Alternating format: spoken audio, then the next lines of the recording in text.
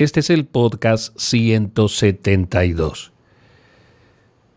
Estuve pensando en estos días, sobre todo analizando la manera como mi esposa suele hablar con los hijos, la manera como compartimos nuestras fiestas navideñas y de cierta manera, y esto por favor desprovisto de toda vanagloria, de ser engreído. Nos dio mucha alegría la clase de familia que tenemos y la clase de relaciones entre cada una de las personas que están allí en la familia. La relación padre-hijos, hermanos, hermanas, hermanos.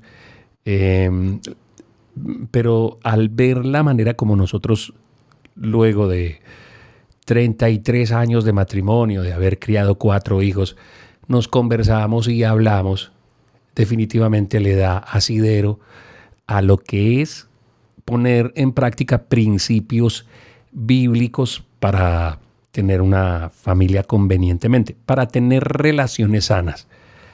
Yo sé que muchas personas anhelamos todo el tiempo tener relaciones sanas, sobre todo con nuestra familia, porque uno dice, bueno, de pronto en el gremio de los amigos o de las personas con las que uno está compartiendo, o los empleados, o qué sé yo, con distintas personas uno se puede permitir tener diferencias o tener a veces unas relaciones un tanto álgidas, pero con la familia no. Con la familia no hay nada que desgaste más que tener un problema con un hijo, con una hija, problema con el esposo, problema con la esposa.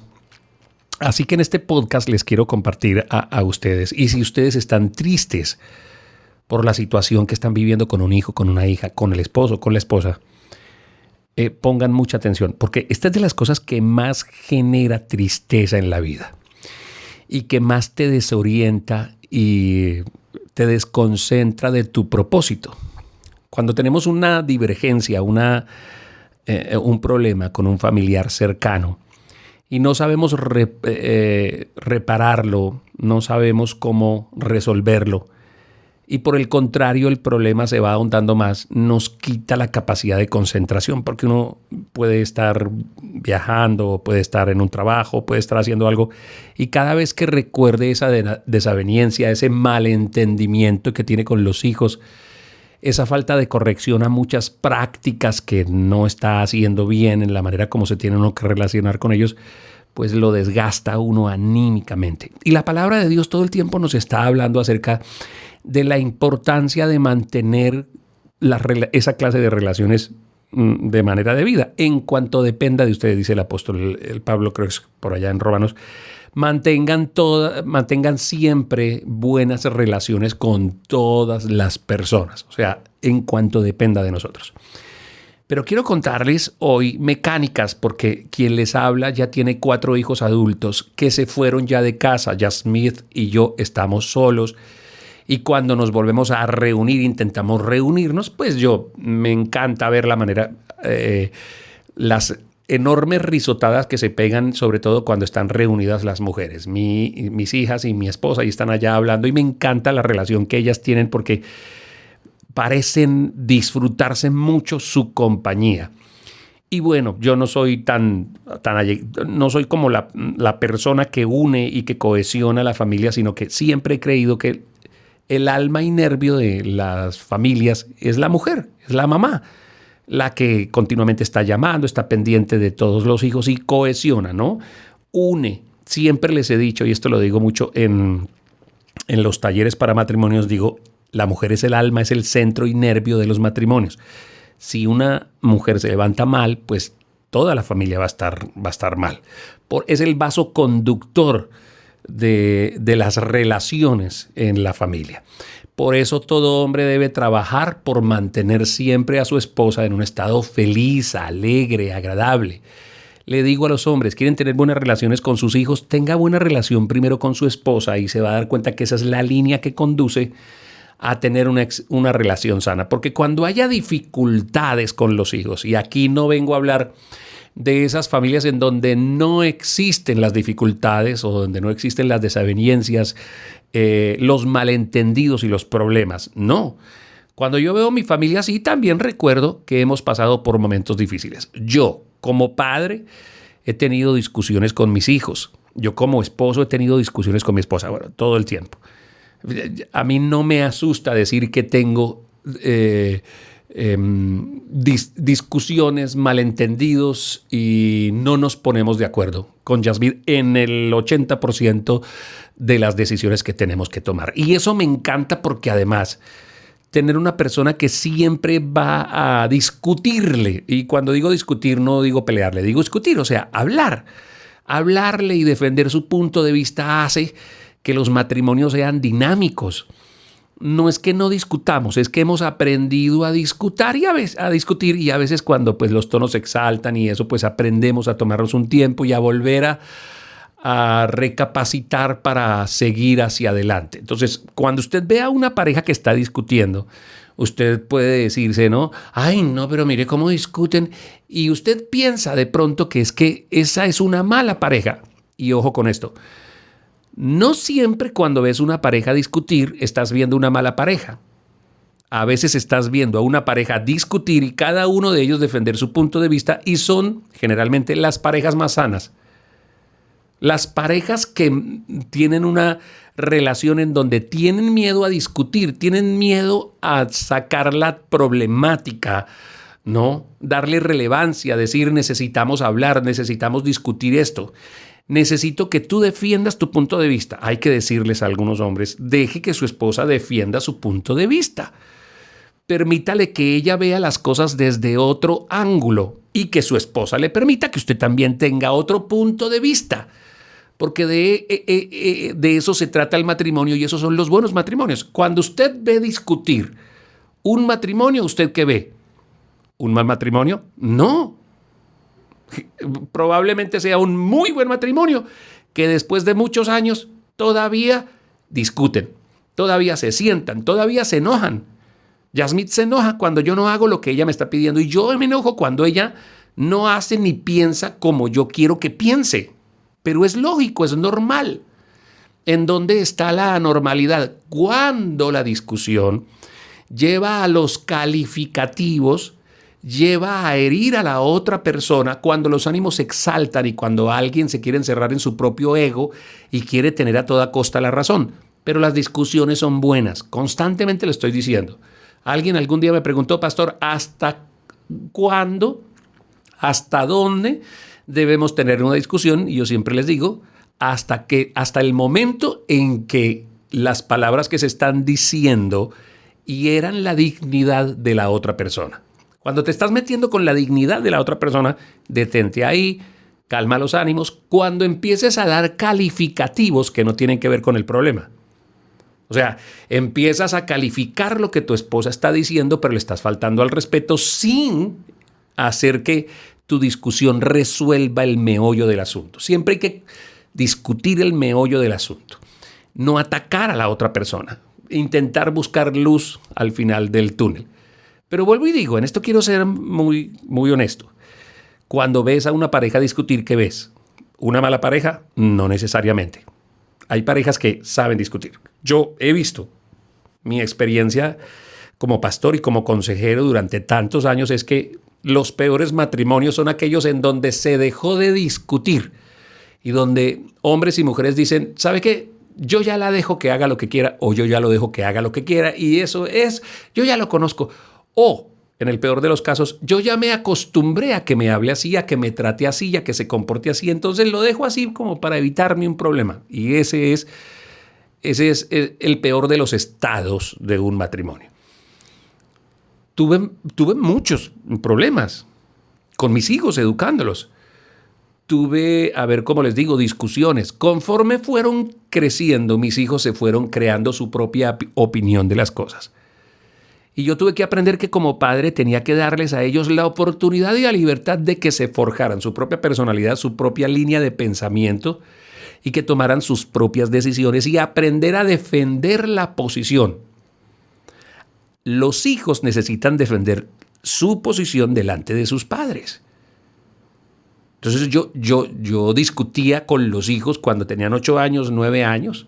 Cuando fue 15, empezaron a entrar algunas cosas que eran novedosas, la terquedad, la insolencia, que es propia, la palabra de Dios dice que la necedad está atada al corazón del joven, pero la vara de la educación lo alejará de ella. Entonces, conforme fueron creciendo, intentamos que la palabra de Dios además nos enseñara a discutir con inteligencia. Partir de discutir con la inteligencia, con mucha inteligencia, con los hijos, tiene que ver con que conforme vaya creciendo le voy a dar oportunidad a mi hijo que me diga lo que está sintiendo, que me diga su forma de ver la vida y que yo aprenda a respetar esa opinión que él tiene.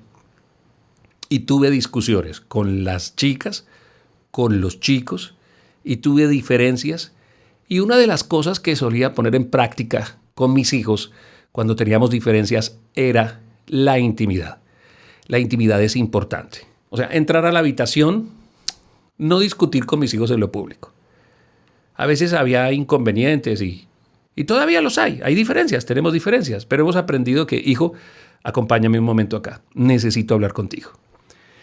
Todo padre en la educación debe aprender y toda madre debe aprender a no perder la autoridad y que esa autoridad, cuando haya una equivocación, una diferencia, las primeras palabras sean en el ánimo de buscar la solución al problema, no atacar a la persona. No decir cosas como, usted es lo mismo, usted es igualito a su papá, es que yo no espero nada de usted, pero ahí está pintado. Le dije que no. Voy a ver el problema, hijo. Necesitamos hablar. Los parques, las cafeterías, su habitación. Ellos tenían ese temor de que papá en algún momento dijera, necesitamos hablar, quiero hablar contigo. Y hablábamos. Y esas conversaciones no solamente fueron, es que tú hiciste eso. Muchas veces tuve que pedir perdón. Perdón porque grité, perdón porque me enojé, perdón porque, y esta es una costumbre que tenemos los padres, presuponemos, o sea, yo supongo que mi hijo hizo esto y supongo que vas a hacer esto. A veces los padres peleamos batallas imaginarias. Esto constantemente en materia de consejería yo lo estoy diciendo. No peleen batallas imaginarias. ¿Qué es una batalla imaginaria? Es que la persona no ha hecho lo que tú dices o por lo que tú lo estás acusando, ¿sí? O sea, tú le dices, pero a la fija que vas a hacer, porque yo te conozco que, y lo estás juzgando y lo estás acorralando por algo que ni siquiera ha sucedido, que tú presupones que va a pasar. Y a veces yo tenía que pedir perdón y decir, hija, perdóname, me equivoqué, me excedí, fui rudo. Sobre todo los papás, tenemos que pedirle perdón a nuestras hijas, porque uno cree que una hija es un varón, o cree que a los hijos se les educa y se les manda de la misma manera. Y no es así. La palabra de Dios en Efesios capítulo número 5 le dice a los hombres que no sean rudos con sus esposas. Permítame que aquí hay una correlación entre un hombre y una mujer en donde Dios le dice, el apóstol Pablo les dice, ¿cierto? Bajo la inspiración del Espíritu Santo, hombres no sean rudos con las mujeres, con sus esposas. Pero también hay padres que somos muy rudos con las niñas, con las hijas. Y hay hijas que crecen lamentablemente con esos dolores en el corazón. Necesito empezar a terminar esto, porque estoy hablando hoy de las familias que tienen, luego de 33 años, mi hija tiene 32, mi otro hijo tiene 27, generalmente fallo en las edades, el otro hijo tiene 23 y la menor tiene 22. Son grandes, ¿verdad? Ya son adultos. Aprendimos a encontrarnos y aprendimos a que las relaciones tienen que estar al día, entre ellos. ¿Tenían dificultades mis hijos entre ellos? Sí, muchas veces. A veces el tema se ponía álgido, pero siempre vieron en papá y mamá la manera conveniente para resolver los problemas. ¿Extractada de dónde? ¿Sacada de dónde? De la palabra de Dios, que nos mostró verdaderamente cómo los seres humanos tenemos que aprender que cuando algo pasa, algo se discute, se habla. O sea, no acumule, porque la familia no es un partido de básquet en donde si alguien falla contigo, tú le guardas y le acumulas. Las mamás solían decir, yo le guardo, pero usted sabe que cuando yo... Con eso no sacan nada, señoras. Con eso no sacan nada los esposos que ven actitudes de sus esposas, se quedan callados, pero que algún día explotan. Tampoco sacan nada mujeres que ven actitudes en sus esposos y que dicen yo le voy guardando, pero el día que explote él me va a escuchar y va a saber. No. Las relaciones familiares tienen que estar todo el tiempo al día, porque todo el tiempo estamos susceptibles a que los miembros de la familia nos fallen. ¿Ok? Entonces, como a una falla, a una pequeña o gran falla, hay que tener una medida inmediata. Denle a las relaciones familiares inmediatez en la discusión. No tengan miedo. La palabra de Dios dice, no se ponga el sol estando enojados. Puede ser que en el momento no tengas tiempo de discutir con tu hijo lo que él mal hizo, pero ya tú sabes que dentro de la agenda de las cosas que tienes que hacer en tu día, la prioridad es que cuando llegues a casa te encierras y hablas con tu hijo. Cuando tu marido llegue a la casa, lo llamas aparte y hablan en la intimidad de la habitación. Esta mañana hiciste esto y supe que haces esto, Gerardo, Alberto, no sé cómo se llame. Vivan el día a día. Lo primero eso. Lo segundo, no tengan miedo a tener discusiones siempre y cuando aprendan a tener discusiones. El apóstol Santiago dice en el capítulo número 1, versículo número 19, mis queridos hermanos, tengan presente esto. Todos deben estar listos para escuchar. Nos muestra la manera como cuando tenemos una diferencia con cualquier miembro de la familia, lo primero, el apóstol Santiago no habla de hablar, habla de escuchar. Propicia que con la primera frase que le estás diciendo a tu hijo hable. Ok, cuéntame qué fue lo que pasó. No prejuzgues, escúchalo primero. Te lo repito, mis queridos hermanos, tengan presente esto, todos deben estar listos para escuchar. Aquí me gustaría hacer un especial énfasis en todos los padres que dejan los asuntos de sus hijos en tercera, cuarta, quinta categoría, con poca relevancia, con poca importancia, porque asumen que los niños tienen problemas infantiles, que los adolescentes tienen problemas bobos y piensan en bobadas y que los jóvenes son atarbanes que no escuchan razones. Presuponemos. Y la palabra de Dios nos dice, listo para escuchar. Padre de familia, madre de familia, esté siempre listo para escuchar. Dice, listos para escuchar y ser lentos para hablar y enojarse. Entonces hoy, con este capítulo número 1 de Santiago, versículo número 19, nos vamos a quedar. No tengo una familia modelo. Tengo una familia normal. ¿Ok? Una familia que ha pasado por momentos difíciles. Pero al ver ese cuadro de cómo nosotros vivimos al día, yo a veces le digo a mi esposa, me puedo morir tranquilo al saber que no le debo nada a ninguno de mis hijos, ni mis hijos me deben nada a mí. No tiene que decir, hay heridas que dejó mi padre, o hay heridas que le causé a mi padre o a mi madre. No, vivimos al día y tenemos desavenencias, inconvenientes y dificultades, sí, como todas familias. Pero cuando yo necesito hablar con un hijo, con una hija, el otro día mi hija, la mayor, me llamaba y decía, papá, quiero hablar contigo. Porque tuvimos una dificultad. Ella a sus 32 años, yo a mis 54 y tenemos diferencias.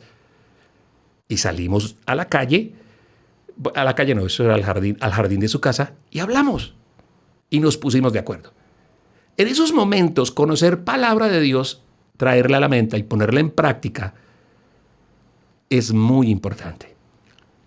Mis queridos hermanos, tengan presente esto. Todos deben estar listos para escuchar y ser lentos para hablar y para enojarse. No tengas miedo a la discusión. No tengas miedo al problema. Hazlo como la palabra de Dios te lo muestra. Que tengas un lindo día.